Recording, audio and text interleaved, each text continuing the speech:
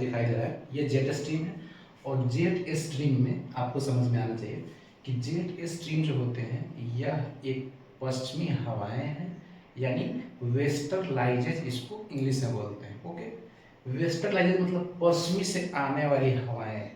There are two type of jet stream, first cold jet stream and second hot jet stream. एक गर्म जलधारा होती है और एक ठंडी जेट धाराएं होती हैं, जेट धाराएं।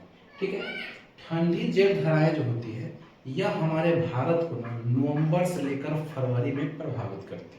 सबसे पहली बात है कि जेट धाराएं होती क्या है, यानी बोले तो जेट स्ट्रीम।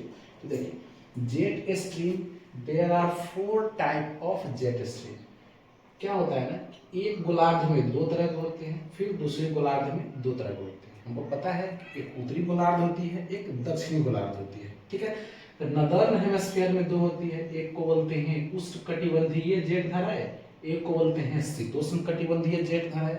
इंग्लिश में इसको बोलेंगे हम ट्रॉपिकल और इसको बोलेंगे हम सब tropical jet stream. Jet stream का जो स्पीड होता है वह ठंडी की अपेक्षा गर्मी में कम होती है, यानी ठंडी में काफी तेजी से चलता है।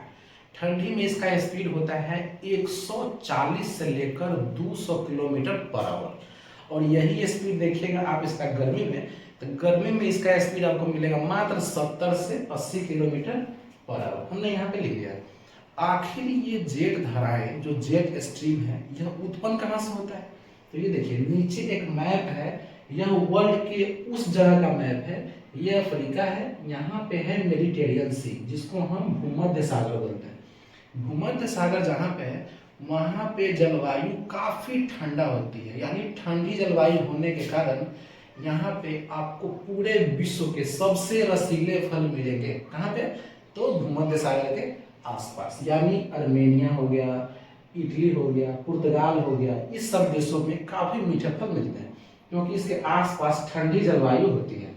भूमध्य सागर से उठने वाली जेट धाराएं आगे चलकर तुर्की, सऊदी अरब, कुवैत, ईरान, इराक, अफगानिस्तान और पाकिस्तान होते हुए भारत तक पहुंचती है। लेकिन क्या जेट स्ट्रीम धाराएं भारत के दक्षिणी भाग को प्रभावित करती है, तो नहीं करती है, यानी भारत के उत्तरी भाग को ही प्रभावित कर पाती है क्योंकि ऊपर में हिमालय होने के कारण जेट धाराएं 2 भाग में टूट जाती है। एक हिमालय के ऊपर चला जाता है जो चाइना की तरफ, और ये चलाता है भारत के उत्तरी भारत से उत्तर पूर्व भारत की ओर, मतलब यूपी, बिहार, पश्चिम बंगाल क्रॉस करते हुए नागालैंड की तरफ चला जाता है। यानी जेट धारा का प्रभाव महाराष्ट्र, तमिलनाडु, कर्नाटक, केरल की तरफ नहीं पड़ती है। ठीक है, तो जेट धाराएं एक ठंडी हवाएं हैं जिसको भारत में हम ठंडी में पछुआ हवा बोलते हैं और इंग्लिश में इसको वेस्टर्लाइजेज बोलते हैं। ओके।